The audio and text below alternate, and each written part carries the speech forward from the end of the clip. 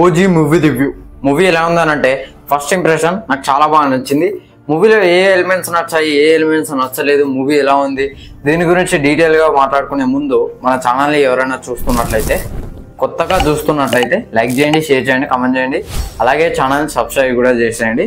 So ఇక రివ్యూలోకి వెళ్ళిపోతే, first of all ఈ మూవీలో నాకు బాగా నచ్చిన ఎలిమెంట్ ఏంటంటే, జెన్యున్గా మాట్లాడుకోవాలంటే ఈ ఎలిమెంట్ నిజంగానే బాగుందిరా అని అంటే బీజిఎం నిజంగా ఎక్కడికో తీసుకుపోయింది అనమాట తమనన్న. ఆ ఎక్స్పెక్టేషన్స్ని మాత్రం తను మీసం మెలేయడంలో తప్పలేదు.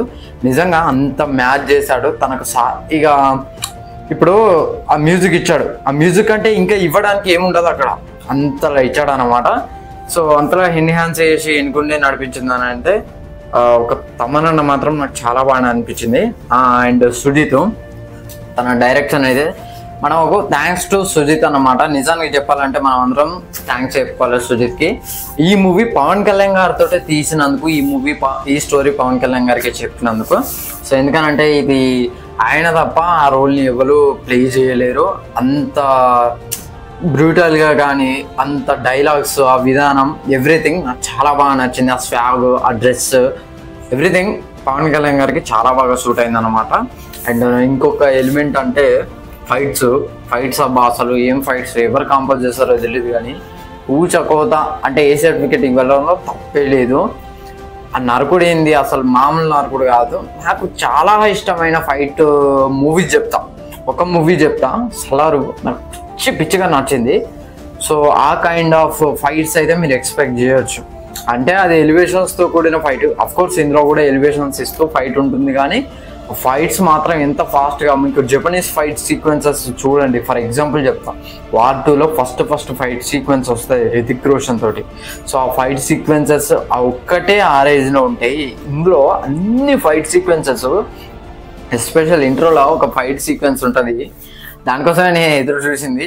అది వేరే లెవెల్ ఉంటుంది, నేను చెప్పనక్కర్లేదు, ఇక మీకు ఆల్రెడీ బల్బే ఉంటుంది అనమాట. అండ్ ఎలివేషన్స్ అంటే మనం ప్రశాంత్ నీల్ మూవీస్లోనే చూస్తాం, తర్వాత రాజమౌళి గారి మూవీస్లో, అంతే. అంతకు తప్పించే ఎవరి మూవీస్లో పెద్దగా కనబడవు ఎలివేషన్స్ అనేది.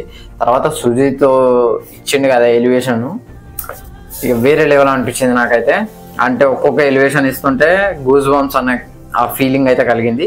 ఫస్ట్ హాఫ్లో కానీ సెకండ్ హాఫ్లో కానీ ఎలివేషన్స్ ఆర్ సంథింగ్ దట్ ఎక్కడికో వెళ్ళి తీసుకుపోయినాయి.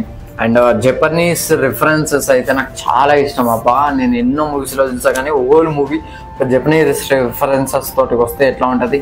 సో అది పవన్ కళ్యాణ్ గారి మూవీతో అయితే అది ఎక్కడికో వెళ్ళిపోయింది అన్నమాట.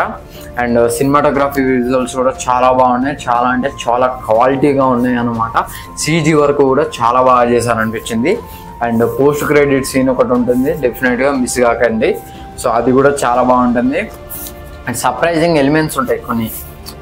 ఆల్రెడీ మనం ఎప్పటి నుంచో డిస్కస్ చేస్తున్నాం, ఇది ఉంటే బాగుండు, ఇది ఉంటుందేమో, ఇది ఉంటుంది అని.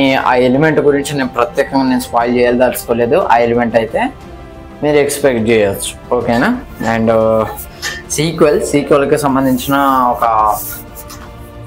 ఒక క్యూరియాసిటీని అయితే బిల్డ్ చేసి సీక్వెల్ ఉంటుంది అని చెప్పిళ్ళు. అది కంప్లీట్ కాకుండా అట్లా ఏం లేదు, అది క్యారెక్టర్ వైజ్గా ఈ క్యారెక్టర్ని ఎక్స్టెండ్ చేయడం కోసం ఆ కొన్ని ఎలిమెంట్స్ని అయితే వాడుకున్నారన్నమాట. సో అది మీకు తెలుస్తుంది. అండ్ పవన్ కళ్యాణ్ గారి ఎంట్రీ సీక్వెన్స్ ఉంటుంది, వేరే లెవెల్ ఉంటుంది. ఇంటర్వెల్ బ్లాక్ ఉంటుంది, ఆ ఫైట్ సీక్వెన్స్ అసలు మీకు గూస్ బంప్స్ అనిపిస్తాయి. సీరియస్గా చెప్తున్నా, మీరు ఇంటర్వెల్ బ్లాక్ చూడండి, ఒకసారి మీకు అర్థమవుతుంది. యాక్టింగ్ అండ్ క్యారెక్టర్స్ గురించి మాట్లాడుకున్నట్లయితే ఇమ్రాన్ హష్మి అసలు ఓమీ బాయ్ అని అయితే ఇరుగా తీసాడు అనిపించింది. దీని గురించి నేను తర్వాత మాట్లాడతా, గుర్తుపెట్టుకోండి. పవన్ కళ్యాణ్ గారు అసలు వేరే లెవెల్ జీవించారనిపించింది. ఆయన తప్ప ఈ రోల్ని ఎవ్వరు పుల్ ఆఫ్ చేయరు మన TFIలో. అండ్ TFIలో కాదు, ఫుల్ వరల్డ్ నో. అండ్ కన్మణి, అదే ప్రియాంక మోహన్, తన రోల్ కూడా బాగుంది. మనం ఎక్స్పెక్ట్ చేసింది జరుగుతుంది. నేను ప్రత్యేకంగా చెప్పనక్కర్లేదు, బట్ దట్ వాస్ హార్ట్కి మీకు టచ్ అవుతుంది. పవన్ కళ్యాణ్ గారు కూడా ఎమోషనల్ సీక్వెన్స్ దగ్గర చాలా బాగా నటించారనిపించింది. అండ్ ప్రకాష్ రాజ్ గారి క్యారెక్టర్ కూడా చాలా బాగుంటుంది. ఎస్పెషల్గా చెప్పాలంటే main lead of the story Prakash Raj గారి. వితౌట్ ప్రకాష్ రాజ్ గారి క్యారెక్టర్ ఈ మూవీ ముందుకు వెళ్ళదు, మీకు తర్వాత అర్థమవుతుంది అన్నమాట. అండ్ అర్జున్ దాస్ గారు కూడా చాలా బాగా నటించారు. మీకు ఒక కన్ఫ్యూజన్ వస్తుంది, కొన్ని చోట్ల నవ్వు వస్తుంది ఆయన క్యారెక్టర్. అక్కడ సీరియస్ ఉంటుంది, బట్ ఒక ఇదా అది అన్నట్టుగా కొన్ని ట్విస్ట్ పాయింట్స్ అయితే ఉంటాయి అన్నమాట ఆయనతోటి. అవైతే వేరే లెవెల్ ఉంటాయి. అండ్ శ్రీయారెడ్డి గారి క్యారెక్టర్ అయితే నిజంగా ఆడబుడి అన్నట్టుగా నాకు అనిపించింది, చాలా బాగా చేసింది. అసలు మన సలారు ఇప్పుడు ఈ మూవీ మళ్ళీ తను కంబ్యాక్ ఇచ్చిందని చెప్పుకోవచ్చు అన్నమాట. ఎక్కడికి వెళ్ళిపోతుంది, తన ఫ్యూచర్ అప్కమింగ్ ప్రాజెక్ట్స్ అయితే వేరే లెవెల్ ఉంటాయని నేనైతే బలంగా నమ్ముతున్నా. అండ్ నాకు నచ్చని విషయాలంటే ఏం లేదు, కానీ అక్కడక్కడ కొన్ని సాంగ్స్ ఫుల్ చేస్తే బాగుండు అనిపించింది.